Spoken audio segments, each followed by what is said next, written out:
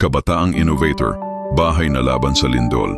Sa lungsod ng Cebu, isang ordinaryong estudyante ang gumawa ng hindi pangkaraniwang proyekto. Si Mark Angelo de la Cruz, isang grade 10 student mula sa Cebu City National High School, ay nakaisip ng ideya matapos maranasan nila ang isang malakas na lindol noong nakaraang taon. Ayon kay Mark, nasira ang kanilang bahay at maraming kapitbahay nila ang nawalan ng tirahan. Mula noon, nangako siya sa sarili na gagawa siya ng bahay na kayang tumayo kahit sa gitna ng pagyanig ng lupa. Gamit lamang ang mga recycled materials, kahoy, karton at ilang pirasong metal, itinayo ni Mark ang mini shelter model na may kakaibang disenyo.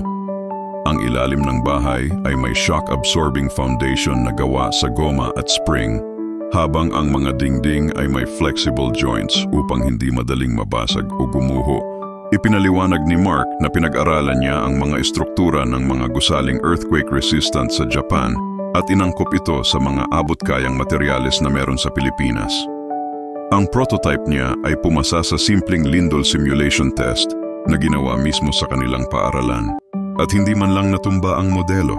Napansin ito ng kanyang guro sa science fair at agad siyang nirekomenda sa isang regional innovation contest. Dito, ipinakita ni Mark na kahit kabataan pa lamang, kayang mag-isip ng mga solusyong makatutulong sa komunidad. Ngayon, plano ni Mark na palawakin pa ang kanyang disenyo para maging low-cost housing project para sa mga pamilya sa mga lugar na madalas tamaan ng lindol. Ayon sa kanya, hindi kailangan maging mayaman para makagawa ng ligtas na bahay. Kailangan lang ng malasakit, diskarte at kaunting imahinasyon. Isang inspirasyon si Mark sa mga kabataan. Patunay na sa murang edad, kaya nating gumawa ng pagbabago para sa isang mas ligtas na kinabukasan.